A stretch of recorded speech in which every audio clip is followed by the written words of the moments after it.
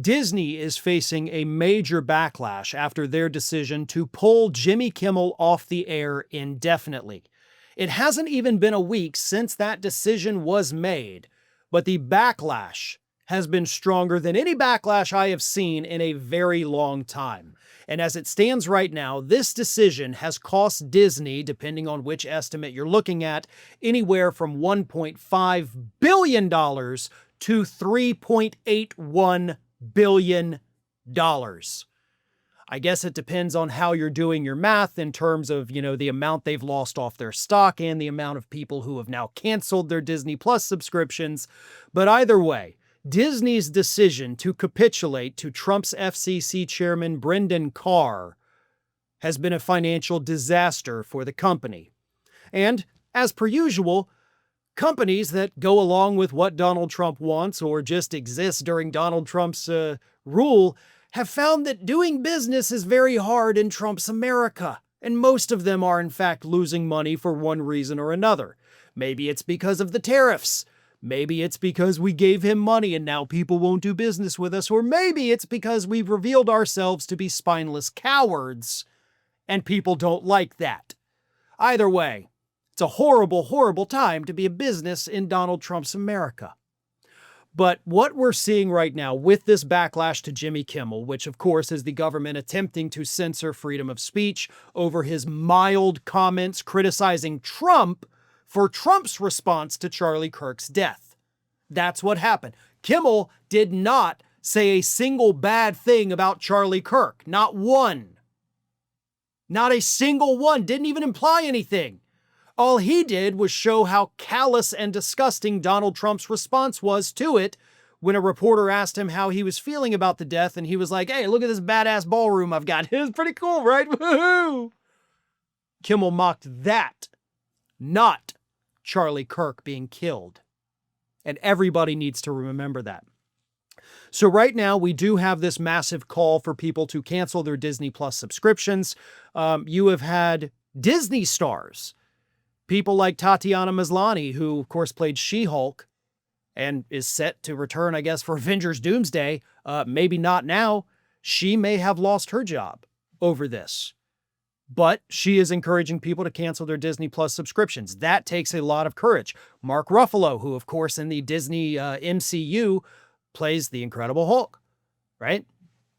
He's calling for people to do that. Will Wheaton is calling for people.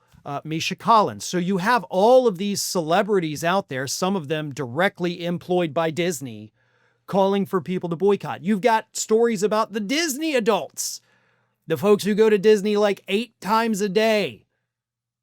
They are boycotting Disney.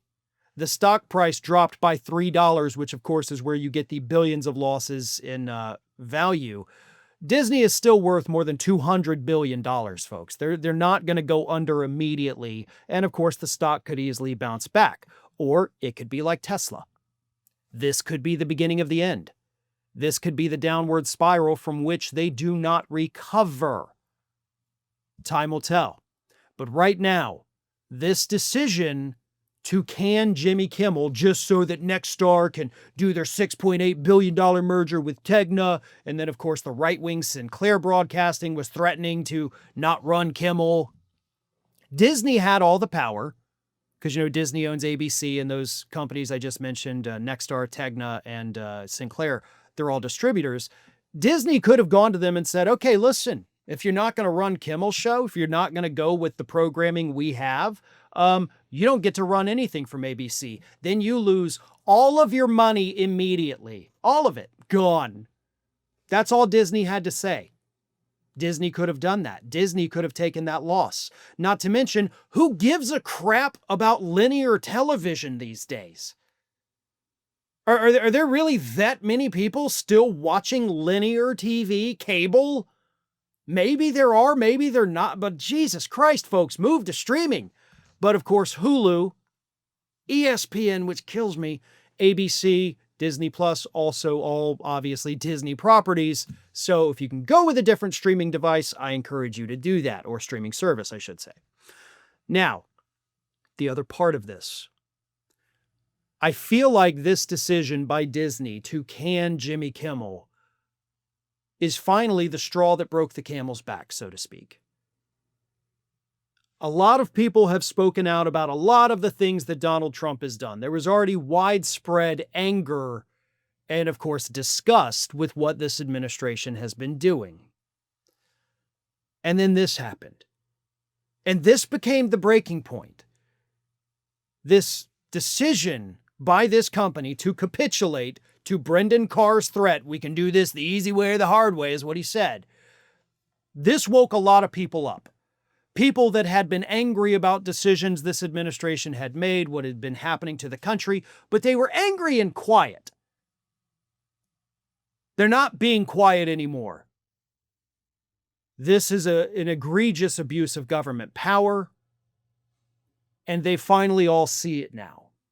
Like I said, this is the straw that broke the camel's back. This may be what finally turns the tide against this administration. Not that they had positive approval ratings or anything, but this may be the one that causes so much backlash that this administration is effectively done for. The firing, because I think it is a firing, we need to consider it that, of Jimmy Kimmel may have been the very thing that woke up enough people to save America. And I gotta tell you, that's a sentence I never thought I would have to say ever in my life. Thanks for watching today, everybody. And don't forget, if you're not already, please do subscribe to this channel. We have fresh content going up every single day, and I would really hate for you to miss out on that. And speaking of missing out, if you're not following me across all other social media outlets, then get on it. You can follow the links in the description of this video.